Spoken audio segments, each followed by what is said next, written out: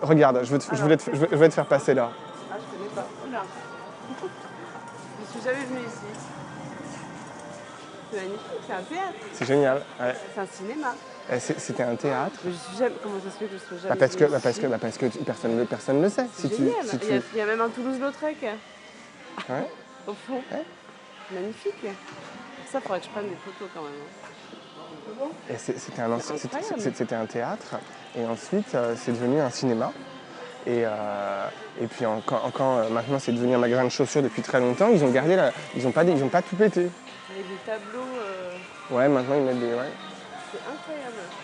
C'est Comment fou, ça hein. s'appelle ici? Aujourd'hui ça s'appelle l'Espace Cata, parce que c'est des chaussures, tu vois, pas chères. Mais avant, je crois que c'était le Barbès Palace. Génial. Et là, ça donne sur Barbès, on peut y aller si tu veux.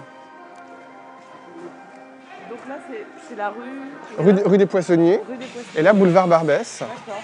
Et tu vois, l'entrée, elle était là-bas. Mais ouais. Elle était là-bas et les gens, ils vont dans la salle ici. C'est extraordinaire ce truc. C'est génial. J'ai habité là pendant des années, j'ai jamais vu ce truc. C'est incroyable. On peut accéder en haut? Non, pas du tout. Non, en haut, ils ont bloqué. Ah ouais. En haut, ils ont bloqué. Bah, si tu sais pas, il n'y a aucune raison que tu vois. Non, mais je sais pas, il n'y a pas des défenseurs du patrimoine parisien qui voudraient récupérer le truc Bah non, parce qu'eux-mêmes ont préservé, en fait, tu vois, l'espace Cata. Ouais. L'espace Cata a acheté, je pense, ce lieu, et ils l'ont préservé. Mais en fait, tu sais, le 18e, c'était un arrondissement où il y avait énormément de cinéma. Il y a un Célio qui était un ancien cinéma, même par exemple Place de Clichy. Place de Clichy, tu vois le Castorama, le Flunch, bien sûr. Bah, c'était le Gaumont Palace. Ouais. Donc en fait, il y a toute une tradition, comme ça, viens on va aller là, il y a toute une tradition de petits cinémas de quartier, qui étaient des cinémas aussi pour les couches populaires. Ils présentaient du karaté, des films d'épouvante, des westerns, des films porno, tout ça. Série B, bon voilà, c'était pas cher. Et à un moment donné, dans les années 70-80, tous ces cinémas ont périclité, parce que je pense que la télé aussi diffusait pas mal ce genre-là, tu vois. Ouais. C'était moins cher aussi de regarder la télé. Et maintenant, le 18e, c'est un des arrondissements où il y a le moins de cinéma dans Paris. Ouais. Il y a le Luxor qui a réouvert, il y a le Pâté Place de Clichy, le cinéma des... c'est limitrophe en plus, c'est un peu pas tout à fait dans le 18e. Quoi. Ouais, donc voilà, et les cinémas qui ont été conservés, il y a celui-là, mais tu vois... Mais ils ont décidé quand même de garder, ils auraient pu abattre les trucs. Ils ont décidé de garder la structure, ouais. Mais tu sais, pour que ce soit classé monument historique, c'est des travaux de très longue haleine. Hein. Bien sûr, Donc, ils ont laissé ça comme ça. Ils ont laissé ça comme ça. Non, mais je vais te faire venir là parce que là, on a la goutte d'or un peu, et c'est chez moi. On va passer devant mon appart. Et en fait, bon, il y a cet hôtel là que je trouve génial parce que c'est que des vieux Algériens. Alors c'est un bar qui fait hôtel, tu vois, hôtel de l'univers déjà, tu as l'impression que c'est un film des années 50. Et il n'y a que des hommes. Il n'y a que des hommes, c'est des vieux Algériens. Donc c'est vraiment, je crois, tu vois, les premiers, ouais, ceux qui sont arrivés. Ouais, premiers arrivés un peu.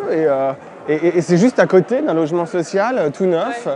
De la mairie de Paris, voilà. Tu vas de temps en temps ou non, j'y passe tous les jours, mais devant. Mais tu bois, non, t'y arrêtes? J'y suis jamais allé. Il y en a d'autres où je suis allé, dans la Goutte d'Or aussi, où il y a souvent beaucoup de mecs, voilà. Ouais. Mais non, mais je voulais te faire venir là parce que je me disais, le Barbès, c'est vrai que voilà, c'est un quartier dans lequel je suis arrivé un peu par hasard. C'est-à-dire que avant j'étais à Paris, mais avant j'habitais avec ma mère à Arcueil, en banlieue parisienne. Puis ensuite je suis allé faire mes études à Lyon. Ouais. Et donc quand je suis revenu de Lyon, je revenais à Paris et c'était la première fois que j'habitais seul à Paris. Ouais. J'habitais à Lyon en coloc, seul, tu vois, voilà. Et donc j'avais 23 ans. Ah ouais. Et donc je m'étais dit que en fait, je te passe un peu les détails, mais acheter un appart, c'était moins cher finalement que de payer un loyer. Ouais. C'était pour ça que j'ai acheté, j'ai fait un prêt et voilà. Et du coup, Barbès, en fait, je ne connaissais pas. Je connaissais comme ça, j'étais déjà passé. Mais mes parents, ils habitent dans le 5e, tu vois, vers le Panthéon, la rue Mouffetard et tout. Pas dans des appartes luxueux, hein, c'est des petits appartes. Mais bon, c'était ce quartier-là, rive gauche. Et en fait, je suis arrivé là un peu par des histoires de fric, parce que c'était le quartier le moins cher. Et en fait, j'étais... Au début, c'est vrai que je m'étais dit, putain, Barbès, ça va être, bruit. Non, mais je me suis dit, non, je pensais pas aux histoires de sécurité, je pensais, non, pas du tout. Je pensais aux histoires de foule. Je me disais, ça va être bruyant, c'est pas très agréable de sortir du métro. Enfin, tu vois, tous les réflexes un peu petits bourgeois. Et en fait, je suis arrivé là, et ce quartier est devenu un quartier, comme beaucoup de gens, quand tu habites dans ton quartier, en général, tu l'aimes, enfin ça dépend, mais voilà.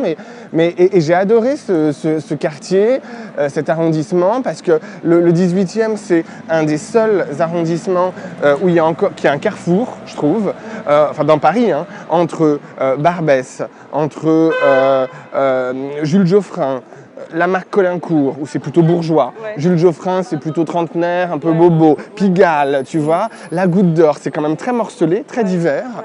Là, c'est chez moi, voilà, rue de Panama, c'est d'actualité. Et... C'est parti de là. Tout est parti. Panama, là-bas, le café. Voilà.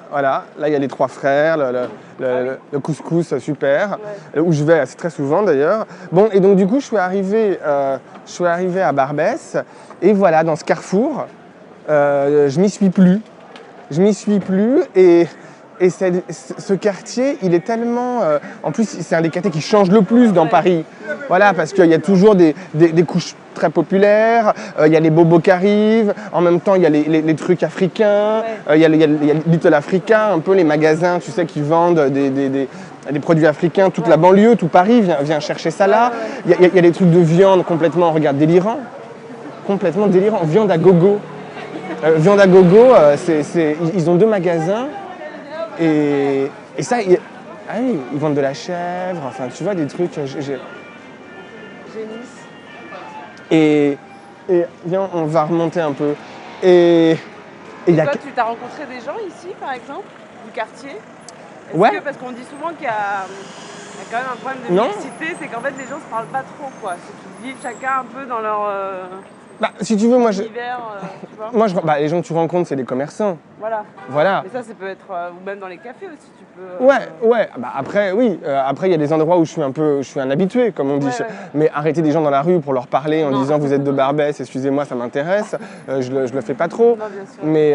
Mais oui, j'ai mes habitudes, j'ai des commerçants que je connais. Mais en fait, c'est surtout un lieu que je trouve très inspirant parce que c'est un quartier où il se passe des choses, en fait, tu vois.